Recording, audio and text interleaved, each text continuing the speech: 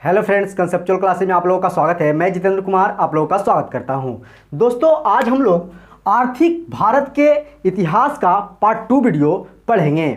आज हम लोग दोस्तों इस आधुनिक इतिहास के आर्थिक भारत के इतिहास का पार्ट 2 वीडियो पढ़ेंगे। इसके अंतर्गत हम लोग देखेंगे आज लोग कि किस तरह से सहायक संधि लॉर्ड वेलेस्ली के द्वारा तथा हड़प नीति जो है लॉर्ड डलहौजी के द्वारा चलाया जाता है। साथ ही साथ देखेंगे दोस्तों कि जब अंग्रेज यहाँ आते हैं तो उनके द्वारा किसानों पे कर लेने के लिए, किसानों से कर लेने के लिए कौन कौन सी व्यवस्था की जाती है, जिसमें से अस्थाई बंदोबस्त, रैयतबाड़ी बंदोबस्त तथा महालबाड़ी बंदोबस्त जैसे बंदोबस्त जो है किए जाते हैं। इसके पहले हम लोगों ने आर्थिक भारत के इतिहास का पार्ट 1 वीडियो पढ़ लिया है और उस वीडियो में हम लोगों ने देखा था कि जब ब्रिटिश यहाँ नहीं आए थे तो उसके पहले हमारे भारत की स्थिति क्या थी, और जब यहाँ ब्रिटिश आते हैं, जब अंग्रेज यहाँ आते हैं तो किस तरह से उनके द्वारा भारत के क्षेत्रों को धीरे धीरे लूटना प्रारंभ किया जाता है और लूट करके भारत के क्षेत्रों को धीरे धीरे कंगाल और भूखमरी जैसी स्थिति पर पहुंचा दिया जाता है। तो ये सारी चीज़ें हम लोगों ने पार्ट 1 वीडियो में पढ़ लिया है। अगर आप पार्ट 1 वीडियो को नहीं पढ़ा है तो पार्ट 1 वीडियो को आप डिस्क्रिप्शन से भी जाकर देख सकते हैं या प्लेलिस्ट में भी आप लोग को ये वीडियो उपलब्ध मिल जाएगा, तो वहां से भी आप लोग जाकर के उस वीडियो को देख सकते हैं। आइए दोस्तों, आज हम लोग आधुनिक भारत के आर्थिक इतिहास के पार्ट 2 वीडियो के तहत हम लोग देखते हैं सहायक संधि के बारे में। तो अगर सहायक संधि की बात करें तो यहां से क्वेश्चन इस तरह से पूछे जाते हैं दोस्तों कि सहायक संधि किनके द्वारा चलाया गया था, यानी कि किस गवर्नर जनरल के द्वारा सहायक संधि जो है चलाई गई थी। तो सहायक संधि जो है दोस्तों वह लॉर्ड वेलेस्ली के द्वारा चलाया गया था। तो नाम आप याद रखिएगा, यहां से सीधे सीधे प्रश्न पूछ दिए जाते हैं कि सहायक संधि किनके द्वारा चलाया गया, किनके शासनकाल में। तो लॉर्ड वेलेस्ली के शासनकाल में सहायक संधि चलाई गई थी। ऐसे सहायक संधि की शुरुआत जो है सबसे पहले एक फ्रांसीसी गवर्नर जो रहते हैं डुप्ले, उनके द्वारा किया गया था। तो नाम आप उनका भी याद रख सकते हैं, डुप्ले थे एक फ्रांसीसी गवर्नर, उन्हीं के द्वारा जो है सहायक संधि की शुरुआत सबसे पहले की जाती है। लेकिन अगर भारत में सहायक संधि की बात की जाए तो भारत में सहायक संधि को विस्तृत रूप देने का काम जो है सबसे पहले लॉर्ड वेलेस्ली के द्वारा किया गया था। तो इनका नाम आप याद रखिएगा, यहां से सीधे सीधे क्वेश्चन पूछे जाते हैं। 1798 ईस्वी में लॉर्ड वेलेस्ली जो है यहां के गवर्नर जनरल बनते हैं और 1805 ईस्वी तक यहां के वह गवर्नर जनरल के पद पे बने रहते हैं। तो इनका शासनकाल भी आप याद रखिएगा लॉर्ड वेलेस्ली का 1798 से 1805 ईस्वी तक। तो अब आइए समझते हैं सहायक संधि के बारे में कि ये जो सहायक संधि लॉर्ड वेलेस्ली के द्वारा चलाया गया, आखिर ये सहायक संधि क्या था और सहायक संधि के अंतर्गत क्या करना पड़ता था यहाँ को शासकों को।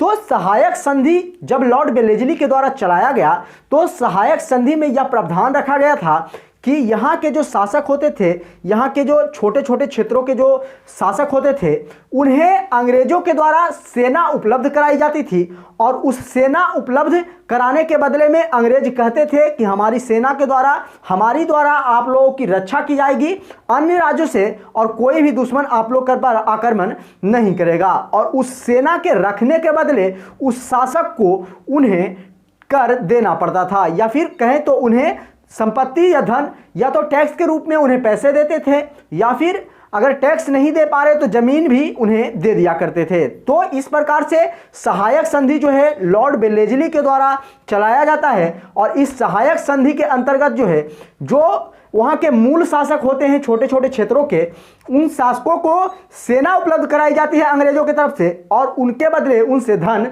लिया जाता है।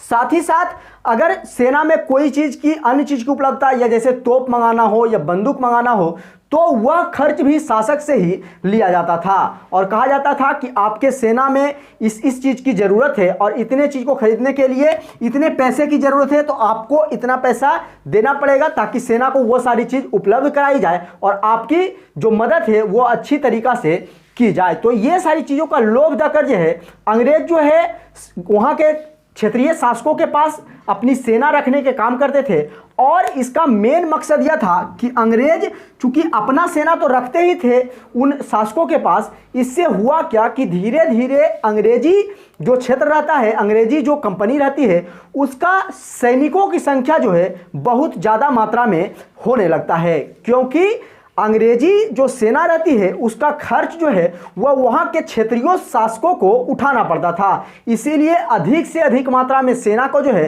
लाकर के भारत में अंग्रेजी कंपनी के द्वारा ठूस दी जाती है। तो सहायक संधि का मेन मकसद यह था अंग्रेजों के द्वारा कि वह अपनी सेना को अधिक से अधिक बढ़ाए। तो आप लोग सहायक संधि को समझ गए थे। तो आप लोग याद रखिएगा दोस्तों नाम कि सहायक संधि जो है वह लॉर्ड बेलेस्ली के द्वारा चलाया गया था। और सहायक संधि के अंतर्गत क्या होता था यह हमने आप लोगों को अभी बता ही दिया। तो चलिए दोस्तों, आप सहायक संधि को समझ गए होंगे। अब आइए समझते हैं लॉर्ड डलहौजी के बारे में। जब लॉर्ड बेलेस्ली के बाद अगले जो गवर्नर जनरल बनते हैं लॉर्ड डलहौजी, इनके शासनकाल को देखते हैं।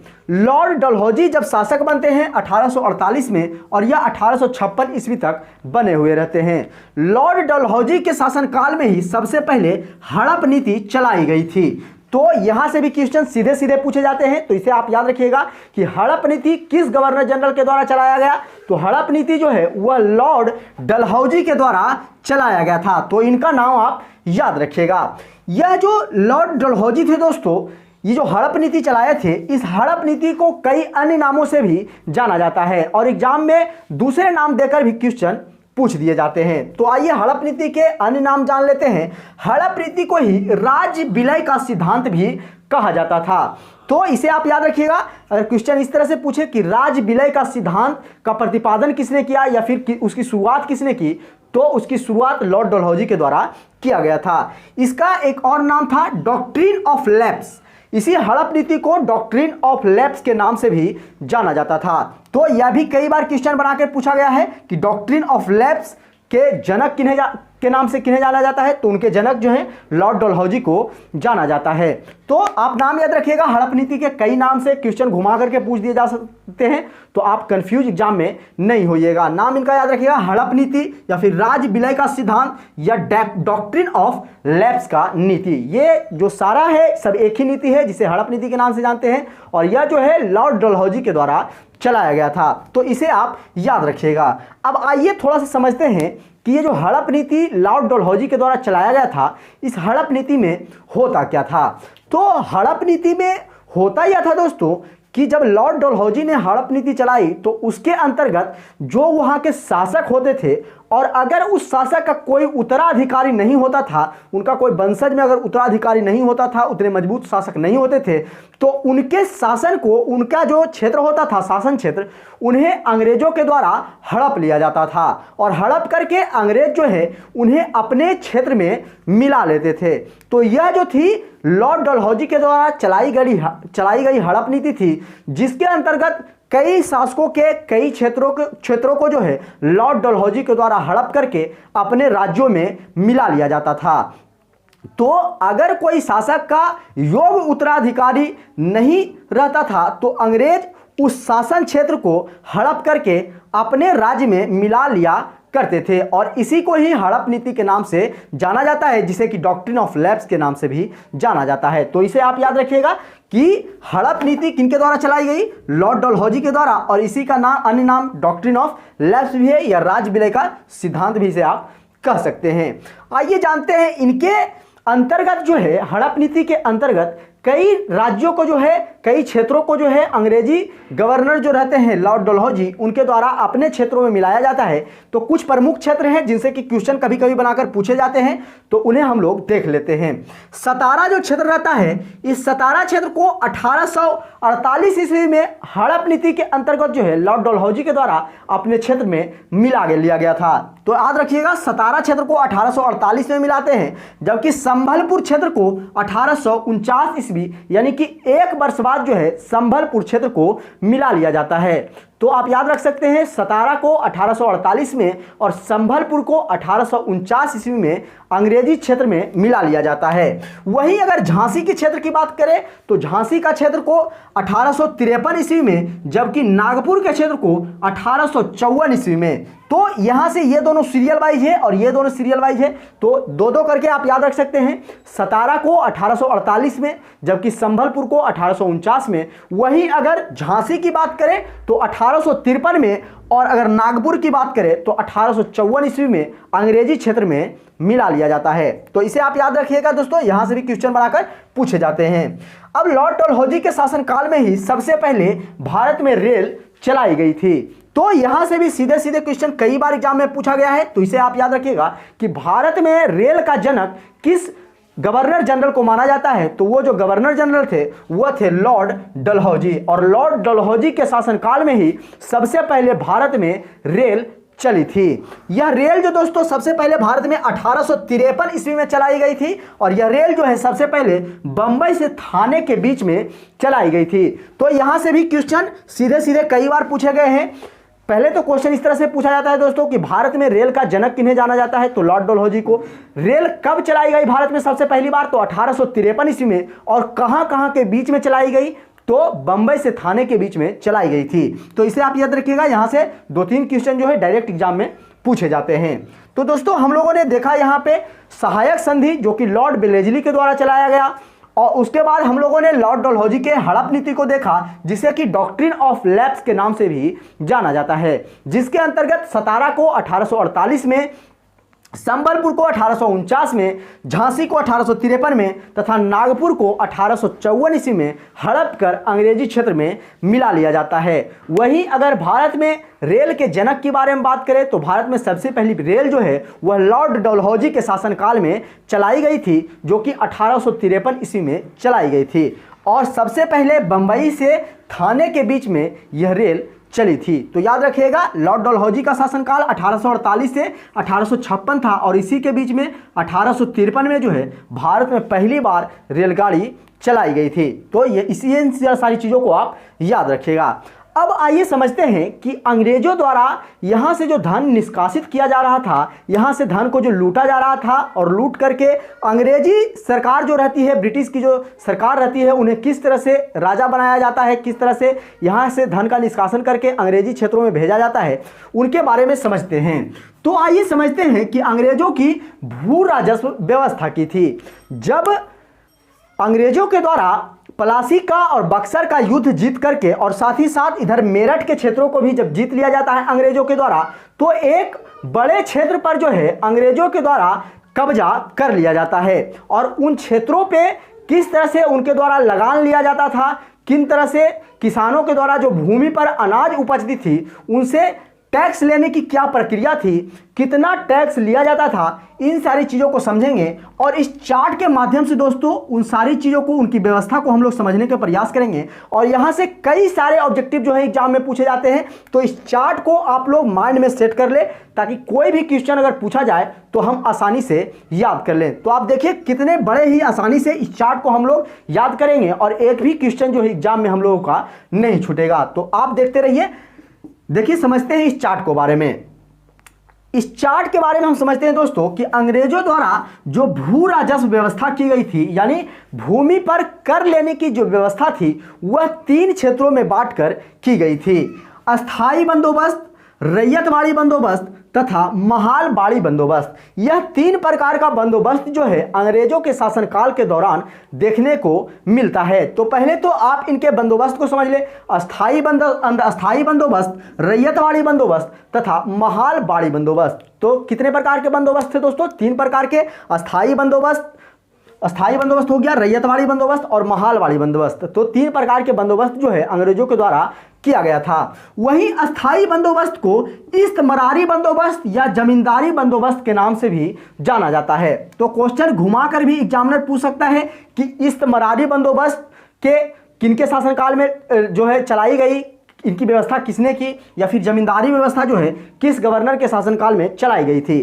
तो इनसे गवर्नर से रिलेटेड क्वेश्चन पूछा जा सकता है कि ये सारी बंदोबस्त जो है किन गवर्नर के शासनकाल में किया गया, किस वर्ष में किया गया और किन किन क्षेत्रों पर लगाया गया, और उनसे इंपॉर्टेंट कुछ पॉइंट है उसे भी समझेंगे जिससे कि क्वेश्चन बनाकर पूछा जाता है। तो अस्थाई बंदोबस्त जो है दोस्तों वह लॉर्ड कॉर्नवालिस के शासनकाल में चलाया गया था। तो याद रखिएगा, सबसे जो पहला बंदोबस्त था अस्थाई बंदोबस्त, वह लॉर्ड कॉर्नवालिस के शासनकाल में लगाया गया था। और यह कॉर्नवालिस का शासनकाल अगर देखें तो 1786 ईस्वी से 1793 ईस्वी तक लॉर्ड कॉर्नवालिस जो है यहाँ के गवर्नर जनरल रहते हैं। तो 1793 ईस्वी में जब इनका अंत होने वाला रहता है लॉर्ड कॉर्नवालिस का, तो उसी समय जो है अस्थाई बंदोबस्त लॉर्ड कॉर्नवालिस के द्वारा लगाया जाता है।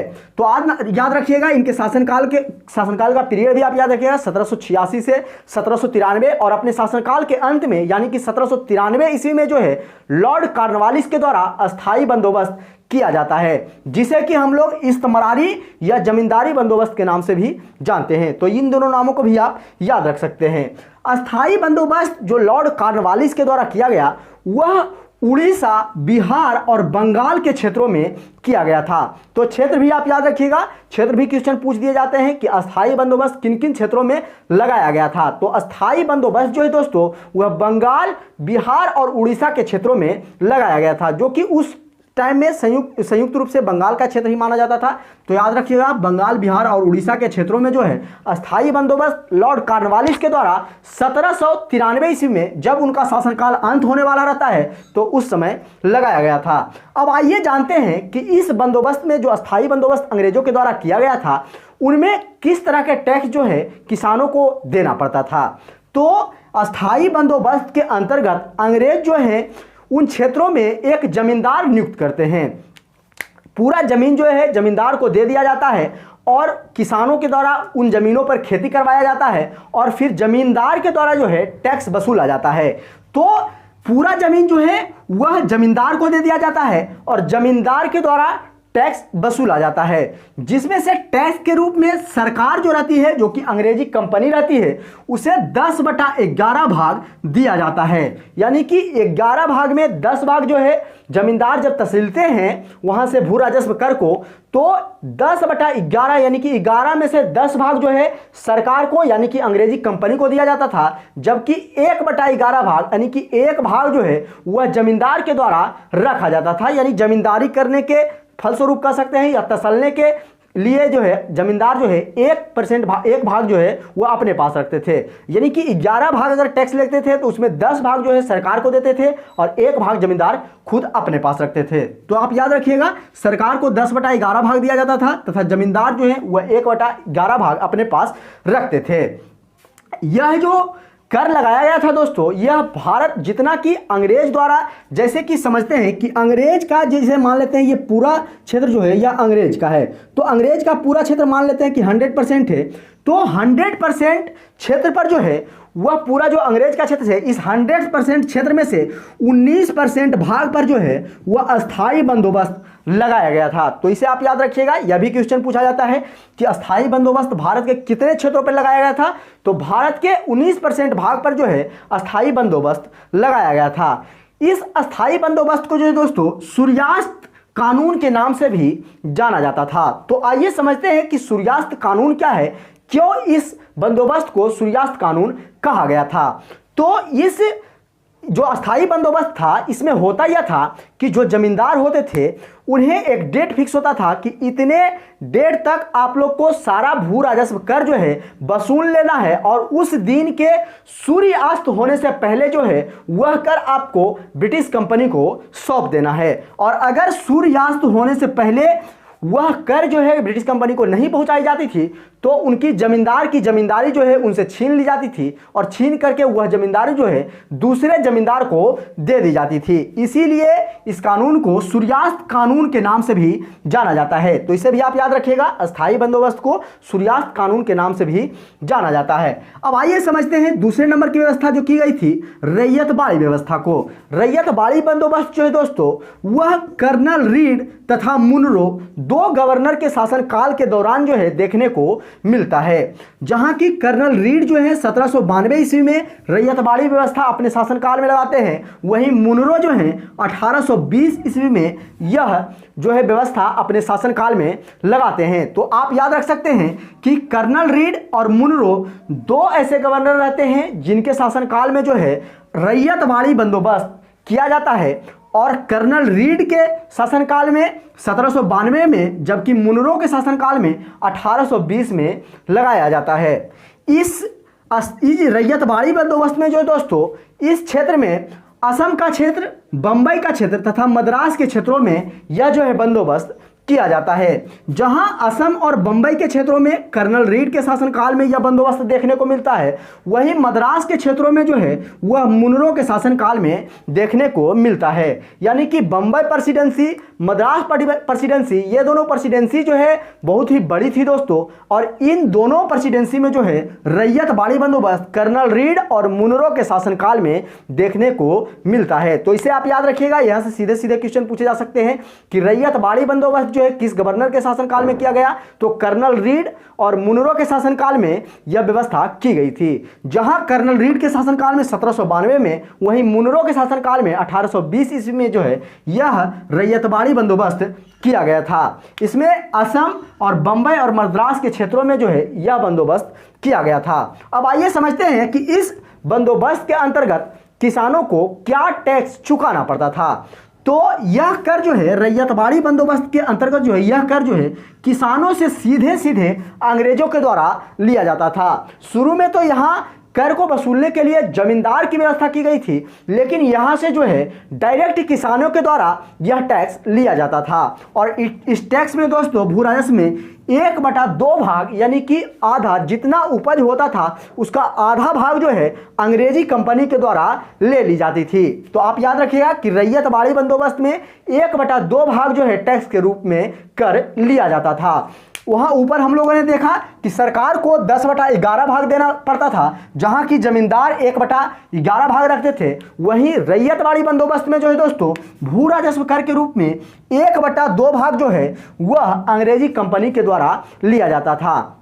और चूंकि यह मद्रास और बंबई दोनों ही बहुत बड़ी प्रेसिडेंसी है और दोनों ही क्षेत्रों में लगाया गया था, तो यह पूरे 100% में लगभग 51% क्षेत्रों पर जो है रैयतवाड़ी बंदोबस्त की गई थी। तो आप याद रखिएगा 51% भाग पर जो है रैयतवाड़ी बंदोबस्त कर्नल रीड और मुनरो के शासनकाल के दौरान देखने को मिलता है। अब आइए अगले बंदोबस्त समझते हैं, जिसका नाम है महालबाड़ी बंदोबस्त। महालबाड़ी बंदोबस्त के दौरान भी दोस्तों आप देख सकते हैं 2 गवर्नर जो है इनके शासनकाल के दौरान देखने को मिलता है। महालबाड़ी बंदोबस्त जो है हॉल्ट मैकेंजी तथा मार्टिन बर्ड, नाम याद रखिएगा आप दोस्तों, नाम थोड़ा सा टेढ़ा है लेकिन नाम आप याद रखिएगा। जो महालबाड़ी बंदोबस्त है वह हॉल्ट मैकेंजी तथा मार्टिन बर्ड के शासनकाल में किया गया था। यह जो है 1819 ईस्वी में देखने को मिलता है, तो इसका डेट भी आप याद रखिएगा। इसमें जो दोस्तों भारत के उत्तर पश्चिमी क्षेत्रों में जो है यह पूरा टैक्स देखने को मिलता है। उत्तर पश्चिम क्षेत्र, अगर आप भारत के नक्शा को देखेंगे तो भारत के नक्शा का जो उत्तर पश्चिम का क्षेत्र होता है, तो उस क्षेत्र में जो है यह महालबाड़ी बंदोबस्त को देखने को मिलता है। भारत के मैप को आप अपने माइंड में सेट रखें दोस्तों, क्योंकि वहाँ से जो है बहुत सारी चीज़ बताई जाती है इस तरीक़ा से कि अगर आपको भारत का पूरा नक्शा, पूरा राज्यों की स्थिति अगर आपको मालूम रहेगी, तो कोई चीज़ अगर आपको बताया जाएगा तो आसानी से आप लोगों को याद हो जाएगा। तो उसके लिए हम लोगों ने ज्योग्राफी का, आप लोग प्लेलिस्ट में जाइएगा, ज्योग्राफी का वीडियो आप लोगों को मिलेगा। वहाँ सभी राज्यों की स्थिति जो है बड़े ही अच्छी तरीक़ा से मैप के माध्यम से जो है आप लोगों को बताया गया है। तो ज्योग्राफी के प्लेलिस्ट से आप जा करके उस वीडियो को देख सकते हैं और भारत के राज्यों की स्थिति आप समझ सकते हैं। तो महालबाड़ी बंदोबस्त जो है भारत के उत्तर पश्चिम क्षेत्र, जो कि उत्तर पश्चिम क्षेत्र में पंजाब, मध्य प्रांत तथा पश्चिमी यूपी का क्षेत्र जो है आता था। तो याद रखिएगा आप, पंजाब, मध्य प्रांत तथा पश्चिमी यूपी के क्षेत्रों में जो है महालबाड़ी बंदोबस्त हॉल्ट मैकेंजी तथा मार्टिन बर्ड के द्वारा 1819 ईस्वी में किया गया था। अब आइए समझते हैं महालबाड़ी बंदोबस्त में क्या व्यवस्था की गई थी और किस तरह से टैक्स जो है लिया जाता था। तो आप इसके नाम में ही आप देख सकते हैं छुपा हुआ है महालबाड़ी। महाल का मतलब होता ही है दोस्तों गांव, और यह जो टैक्स है वह सीधे सीधे गांव से लिया जाता था। इसमें हम लोगों ने देखा, पहले शुरू में देखा कि पूरा क्षेत्र जो है जमींदार को सौंप दिया जाता है और जमींदार से जो है वह कर वसूलने को कहा जाता है। जबकि दूसरे हम लोग जो रैयतवाड़ी बंदोबस्त था उसमें देखा हम लोगों ने कि किसानों से सीधे टैक्स जो है अंग्रेजी कंपनी लेने का काम करती है, जिसमें से 1/2 भाग जो है भू राजस्व कर के रूप में लेती है। और सबसे ज़्यादा अगर बात करें तो सबसे ज़्यादा क्षेत्रों पर रैयतवाड़ी बंदोबस्त ही किया गया था, जो कि भारत के जो अंग्रेजी क्षेत्र का पूरा 100% भाग था उसमें से 51% भाग पर रैयतवाड़ी बंदोबस्त किया गया था। वहीं यह जो महालवाड़ी बंदोबस्त है, इसमें महाल यानी कि गांव से टैक्स वसूला जाता था। पूरे गांव को कहा जाता था कि आप पूरे टैक्स को एक जगह जमा करके रखेंगे और हमारे अधिकारी आएंगे और टैक्स को लेकर के चले जाएंगे। तो इस प्रकार से महालवाड़ी बंदोबस्त किया गया था। इस बंदोबस्त में जो है दोस्तों भू राजस्व के कर के रूप में शुरू में तो 2/3 भाग जो है लिया जाता था। यानी 2/3 कहने का मतलब आप कह सकते हैं लगभग 66% टैक्स जो है वह अंग्रेजी कंपनी के द्वारा किसानों से वसूला जाता था, जो कि एक बहुत ही ज़्यादा मात्रा में वसूला जा रहा था। किसान को यहाँ अधमरा कर दिया जा रहा था, कितना भी वो कमा लेते थे, लेकिन 66% भाग जो है 100% में 66% भाग अंग्रेजी कंपनी के द्वारा ले ली जाती थी। तो ये एक बहुत ही बड़ी परसेंटेज थी, इसीलिए इस कर को आगे घटा करके 1/2 भी किया गया है। यानी कि 66% से घटा करके फिर इस टैक्स को 50% जो है अंग्रेजों के द्वारा किया जाता है। तो आप याद रखिएगा महालवाड़ी बंदोबस्त के अंतर्गत पूरे गांव को कहा जाता था, पूरे महाल का मतलब ही गांव होता है, और गांव को कहा जाता था कि आप टैक्स वसूल करके रखें और फिर अंग्रेजों के द्वारा जो है वह टैक्स लिया जाता था, जिसमें कि शुरू में 2/3 यानी कि 66%, जबकि बाद में फिर जो है जब किसान की स्थिति चरमरा जाती है, पूरा दयनीय हो जाते हैं, तो उसे घटा करके 50% यानी 1/2 कर दिया जाता है। तो इसे आप याद रखिएगा। और यह जो है टैक्स जो है दोस्तों वह भारत के बचे हुए क्षेत्र यानी कि 30% क्षेत्र पर लगाया जाता है। पूरा 100% में आप देख लिए 19% भाग पर आप लोगों ने देखा अस्थाई बंदोबस्त, 51% भागों पर आप लोगों ने देखा दोस्तों कि लगाया जाता है रैयतवाड़ी बंदोबस्त। तो यहाँ से आप जोड़ करके देख सकते हैं 70% हो गया, और बचा जो 30% क्षेत्र रहता है उस पर जो है महालवाड़ी बंदोबस्त लगाया जाता है। तो इसे आप याद रखिएगा कि महालवाड़ी बंदोबस्त भारत के 30% क्षेत्र पे लगाया गया था। तो आइए एक बार फिर से इस चार्ट को रिकॉल कर लेते हैं जल्दी से, ताकि ये चार्ट आप लोग को याद रहे। तो रैयतवाड़ी बंदोबस्त की बात करें दोस्तों, तो रैयतवाड़ी जो अस्थाई बंदोबस्त था, अस्थाई बंदोबस्त की अगर बात करें तो अस्थाई बंदोबस्त को इस्तमारी या जमींदारी बंदोबस्त के नाम से भी जानते हैं, जो कि लॉर्ड कॉर्नवालिस के शासनकाल में और अपने शासनकाल के अंत में जो है वह इस रैयतवाड़ी अस्थाई बंदोबस्त को जो है लागू करते हैं 1793 ईस्वी में। यह जो है बंगाल, बिहार और उड़ीसा के क्षेत्रों में लगाया जाता है, और यह जो है इसमें सरकार को 10/11 जबकि जमींदार 1/11 भाग रखते थे अपने पास। यह जो है कुल भारत के 19% भाग पे लगाया जाता है, और इसे जो है सूर्यास्त कानून के नाम से भी जाना जाता है। तो इतने पॉइंट आप लोग अस्थाई बंदोबस्त के अंतर्गत याद रखेंगे। दूसरा जो था रैयतवाड़ी बंदोबस्त, जो कि कर्नल रीड और मुनरो के शासनकाल देखने को मिलता है, जो कि 1792 ईस्वी में, और मुनरो के शासनकाल में 1820 ईस्वी में देखने को मिलता है। यह जो है असम, बंबई और मद्रास के क्षेत्रों में लगाया जाता है, जो एक बड़ा क्षेत्र होता है, और इसके अंतर्गत भारत के 51% भाग पर जो है यह रैयतवाड़ी बंदोबस्त किया जाता है। इसमें किसान से सीधे टैक्स वसूलने की प्रक्रिया रहती है, और इसमें भू राजस्व कर के रूप में 1/2 भाग जो है किसानों से लिया जाता है। तीसरा था महालवाड़ी बंदोबस्त, जो कि हॉल्ट मैकेंजी और मार्टिन बर्ड के शासनकाल में देखने को मिलता है, जो कि 1819 ईस्वी में देखने को मिलता है। इसमें उत्तर पश्चिमी क्षेत्रों में यानी पंजाब, मध्य प्रांत तथा यूपी के क्षेत्रों में यह बंदोबस्त किया जाता है, और इसके अंतर्गत महाल यानी कि गांव से डायरेक्ट टैक्स जो है वसूला जाता है, जिसके अंतर्गत शुरू में 2/3 लेकिन बाद में घटाकर 1/2 इसे किया जाता है, और यह भारत के लगभग 30% भाग पर जो है अंग्रेजों के द्वारा लगाया जाता है। तो यहाँ से डेट को भी आप याद रख सकते हैं, डेट आसान ही है। यहाँ से लॉर्ड कॉर्नवालिस का शासनकाल अंत होता है 1793 में, तो 1793 में यह बंदोबस्त करते हैं। फिर अगर आप एक साल घटा दें तो 1792 में कर्नल रीड के शासनकाल में, फिर यहाँ से देखें तो 1820 में मुनरो के शासनकाल में, और फिर यहाँ से एक साल घटा दें तो 1819 ईस्वी में महालवाड़ी बंदोबस्त हॉल्ट मैकेंजी तथा मार्टिन बर्ड के शासनकाल में देखने को मिलता है। तो यहाँ से आप इसके डेट को भी आसानी से याद रख सकते हैं। तो आशा करते हैं दोस्तों कि आप लोग को ये चार्ट और ये सारी पॉइंट जो है क्लियर हो गई होगी। अगर सारा चीज़ आप लोगों को अच्छा लगा तो प्लीज़ वीडियो को लाइक करें, चैनल को सब्सक्राइब करें तथा ज़्यादा से ज़्यादा दोस्तों के पास शेयर करें। तो चलिए दोस्तों, आज के लिए इतना ही, फिर मिलते हैं अगले वीडियो में। जय हिंद।